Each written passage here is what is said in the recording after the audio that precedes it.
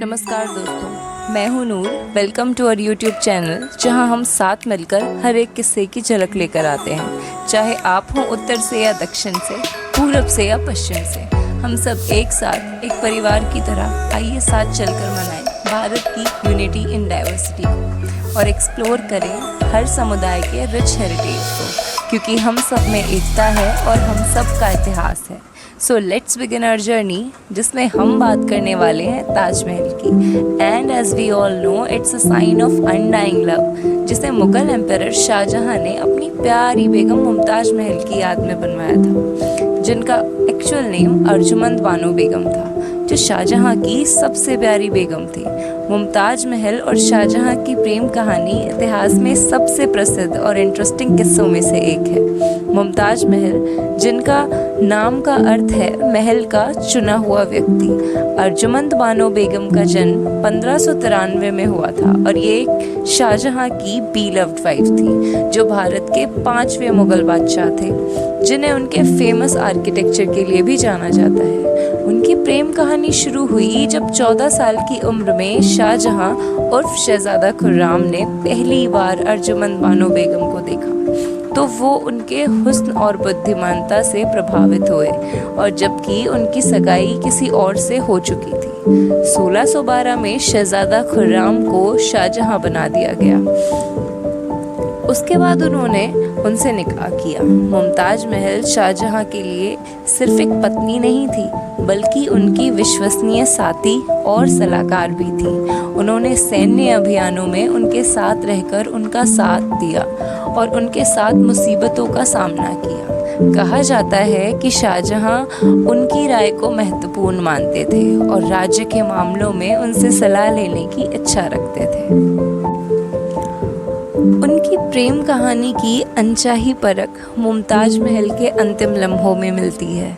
1631 में उनके 14वें बच्चे को जन्म देते समय मुमताज महल का देहांत हो गया। लेजेंड्स के अनुसार उन्होंने अपने अंतिम समय पर शाहजहां से वचन दिलाया कि उन्हें एक स्मारक बनाने का संकल्प करना चाहिए, जो उनका सदा के लिए प्रेम का प्रतीक होगा। दुख में शाहजहां अपनी प्रिय पत्नी के खो जाने पर बहुत टूट गए। उन्होंने 1 साल तक गहरा शोक मनाया, जिसमें साम्राज्य रुक गया। इस शोक काल के बाद उन्होंने मुमताज महल के वचन को पूरा करने का काम शुरू किया। नतीजा, ताजमहल का निर्माण हुआ, एक वास्तुकला का चमत्कार और दुनिया के 7 आश्चर्यों में से एक। ताजमहल पूरा श्वेत मार्बल से बना हुआ है और ये शाहजहां और मुमताज महल के प्रेम का प्रतीक बन गया। ये सिर्फ एक कब्रिस्तान नहीं है, बल्कि अभिन्न प्रेम का प्रतीक है, जो दोनों के बीच में मौजूद भावनाओं की अभिव्यक्ति कर रहा है। आज ताजमहल प्रेम के सबसे आधुनिक प्रतीक के रूप में खड़ा है और वे अस्तित्व में बनी हुई अनंत लोगों का एक अंश है, जो पूरे विश्व से आते हैं। अगर हम बात करें ताजमहल को यूनेस्को वर्ल्ड हेरिटेज साइट का दर्जा कैसे मिला और इसका क्या सिग्निफिकेंस है, तो ताजमहल, जो कि आगरा उत्तर प्रदेश में स्थित है, को यूनेस्को ने 1983 में वर्ल्ड हेरिटेज साइट का दर्जा डिक्लेयर किया था। ये डिसीजन इसलिए लिया गया क्योंकि ताजमहल एक ऐसी आर्किटेक्चरल मास्टरपीस है जो अपनी खूबसूरती और हिस्टोरिकल इम्पोर्टेंस के लिए फेमस है। लेकिन यूनेस्को वर्ल्ड हेरिटेज साइट का मतलब क्या होता है और इस दर्जे का ताजमहल के लिए क्या इम्पोर्टेंस है, चलिए डिटेल में समझते हैं। यूनेस्को यानी United Nations educational, scientific and cultural organization दुनिया भर के ऐसे साइट्स को आइडेंटिफाई करती है जो कल्चरल या नेचुरल हेरिटेज के लिए बहुत सिग्निफिकेंट है। इन साइट्स को प्रोटेक्ट करना और कंजर्व करना यूनेस्को का मेन एम होता है। ताजमहल को ये दर्जा मिलने के पीछे कुछ की रीजंस हैं। सबसे पहला तो इसका आर्किटेक्चर। ताजमहल मुगल आर्किटेक्चर का एक बेहतरीन एग्जाम्पल है, जो कि वाइट मार्बल से बना हुआ है और इंट्रिग्रेट कार्विंग्स और ब्यूटीफुल गार्डन्स के लिए जाना जाता है।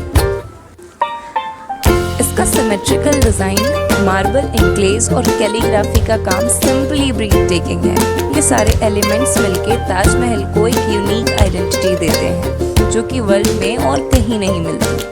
दूसरा रीज़न है इसका हिस्टोरिकल और इमोशनल सिग्निफिकेंस। ताजमहल को मुगल एम्परर शाहजहां ने अपनी वाइफ मुमताज महल की याद में बनवाया था। ये एक इटर्नल लव की निशानी है जो आज भी लोगों के दिलों को छू जाती है। ताजमहल हर साल मिलियंस ऑफ टूरिस्ट को अट्रैक्ट करता है जो दुनिया के कोने कोने से इसकी खूबसूरती और ग्रैंड्योर को देखने आते हैं। यूनेस्को स्टेटस मिलने से ताजमहल को इंटरनेशनल रिकॉग्निशन और प्रोटेक्शन मिलती है, जिससे ये इंश्योर होता है कि एक मॉन्यूमेंट प्रिजर्व रहे। इस स्टेटस के साथ कुछ रिस्पॉन्सिबिलिटीज़ भी आती हैं। यूनेस्को और लोकल अथॉरिटीज़ मिलकर इंश्योर करते हैं कि ताजमहल की कंजर्वेशन के लिए प्रॉपर मेजर्स लिए जाए और टूरिज्म को भी सस्टेनेबल बनाया जाए।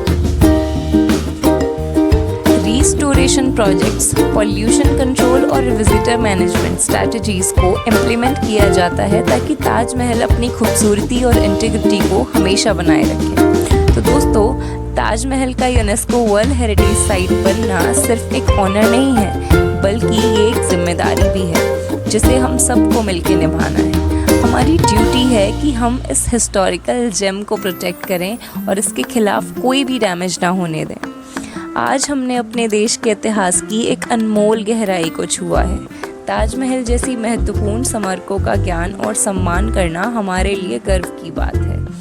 आज के लिए बस इतना ही। कमेंट्स में बताएं कि आप ताजमहल के बारे में क्या सोचते हैं और कौन से ऐसे और वर्ल्ड हेरिटेज साइट्स हैं जिन पर आप वीडियो देखना चाहेंगे। Thanks for watching.